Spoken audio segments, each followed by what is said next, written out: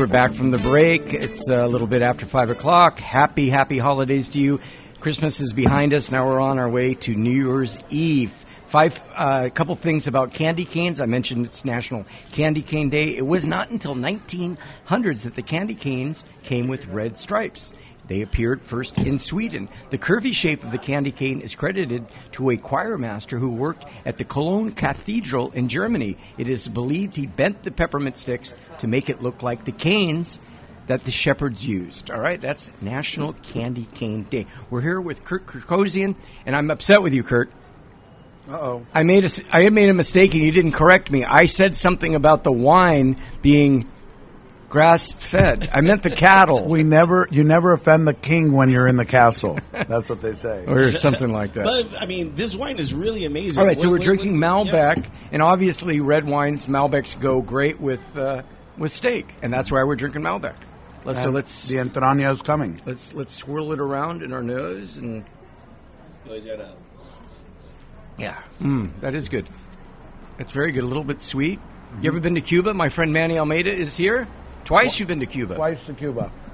I figured when your name's Manny, it has to be. He's probably going to be a Cubano. Cubano. He's a Cubano. Actually, the original Cubano is not here, but that's okay.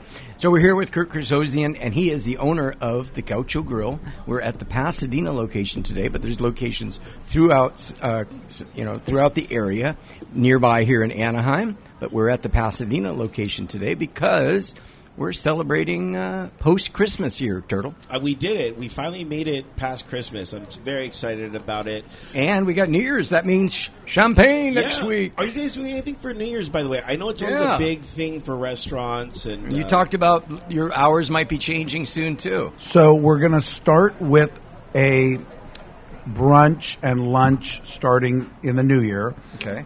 This being the weekend, we weren't able to launch our brunch yet on a Sunday, but we will. We're open every single day. We don't close. Doesn't matter what the holiday is. And we will have a New Year's party. It's online at gauchogrill.com. We do a really cool tango show in Buena Park. Okay, and we'll probably have that element here in Pasadena, West Covina, and down there. I live right next, literally, I live 2 blocks away from the one in West Covina. Mm-hmm. So I've been known to drink there from time to time. So we know you. You might have kicked me out a few times. You didn't know we know you. We know you. No, it's great. Hopefully they treat you well. They do. People want to know also about the internet. This is the internet speaking about happy hour specials. Of course they do. Hello, internet. So we do we call Gaucho Hours, 2:30 to 6:30 p.m. Really nice price points in the bar area. You don't have to belly up at the bar because we have a lot of nice high tops as well and other tables in that area. So it doesn't have to be at the bar. You could be in the bar area. So there are a lot, as you know, there's a lot of seating there, which we kept a lot of the arrangements from Paul Martin's, and the price points are really nice. I'd say probably 2/3 the price of the regular menu, and I think that'll get the loyal repeat customers coming. And definitely the first time I walked in here and I saw the prices on the happy hour menu, I said, we're back at home here.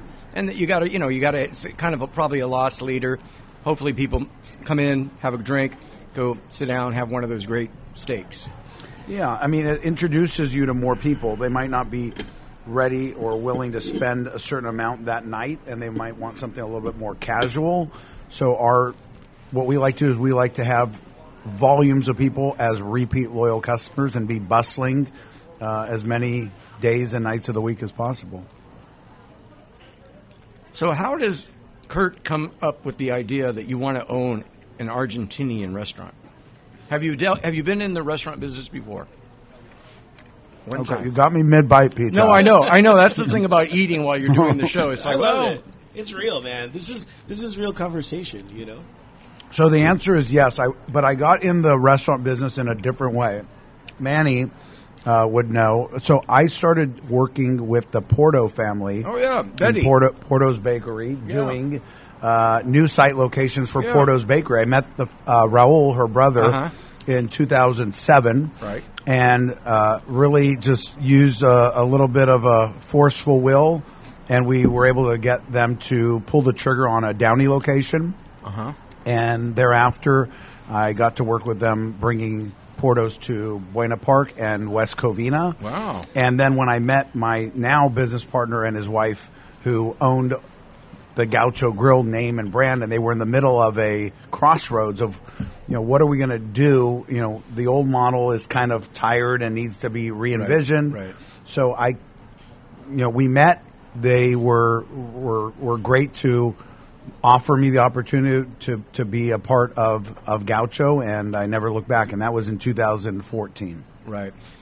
When you come into the restaurant, I was thinking about the servers and the females, males, doesn't matter. Did they know that they're going to have to kind of wear that uniform to get the job? They learn in training. So, because I see them. I go, I don't. It's authentic, but they're classy. We keep it classy, Pita. But I get you. Yeah.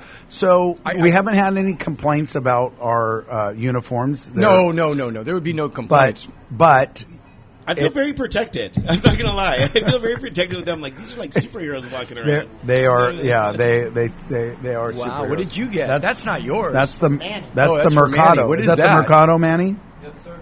It's a cucumber vodka drink. It is. Can I see it really quick? Number one let's put that on. Let's put that on the camera. YouTube there. It's gonna go.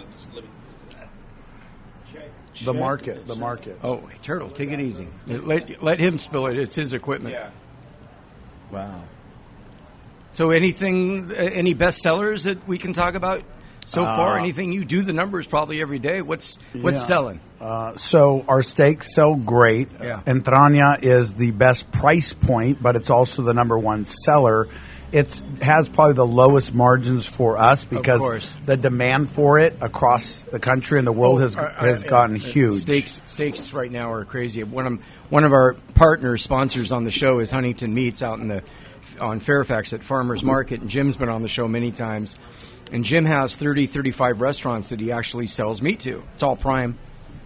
He has cut it down to 10 because he can't make any money selling steaks to restaurants. Yep. And our total, we're probably, crazy. And our margin on beef is probably below 10%. Our blended margin, marginal profit is about 16%. So that's why it's important to be popular and have a high volume and regular customers, because we're probably not going to just drastically increase prices. Right. So, hey, it's the day after Christmas, and you had mentioned to me that you got your 2-year-old daughter, a present. Did your wife return the... But I gotta say, you know what I love about 2-year-olds? You can get them a piece of string, and they're like the greatest. Honey, here you go. Here's some string. And then when she's 12, she's going, "Oh, Daddy, you cheap." She is. You don't even know. It's like I still have that string. She loves, but everything Mickey. It's everything Mickey. So my daughter was everything Barbie. Yeah. Yeah, when my daughter would throw a tantrum, I would say, "All right, we got to go to Target. We get her a Barbie. Keep them quiet." Now it's a. Daddy, I'm still Daddy. Daddy, all I want is the Apple or the iPhone 13.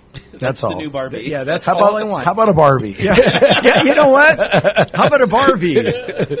That's a great idea. How about a Barbie instead of an Apple 13? Instead of a $1,500. All right, it's Peter Dills. Hey, when we come back from the next break, I've got my 10 Commandments of 2022. I do this every single year, and it's always a lot of fun. It just talks about the stuff that I did this year that I don't want to do next year, but I know that I'll repeat it again for next year.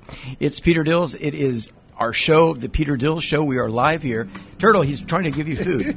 I'm trying to play the break. Too bad. The break. Yeah. So we're here with friends. We're here at the Gaucho Grill. I do recommend it. I told you when the show started, we're outside. So if you hear some sirens, run. I know that they're not going to a grocery store to arrest anybody. No, it's good times. Anybody get that joke? Yeah, everybody got that joke. All right. Did you get the joke? They're not going to a grocery store to arrest anybody if it's the police. Oh, I missed that. Oh, because you can just go to a grocery store. Anyway, I digress. Now that I know. Yeah, now that you know. Yeah, you don't. Okay. It's Peter Dills. It is AM 830 KLAA. We're halfway through the show. When we come back from this break, I've got my 10 Commandments. We've got our birthdays, right? Oh, You got the music? Yep. And then we also have Turtles. Kurt, if you're still going to be here, we're going to try to stump the host with the Believe It or Not. Believe It or Not. All right, so it's Peter Dills, AM 830 KLAA. Very nice.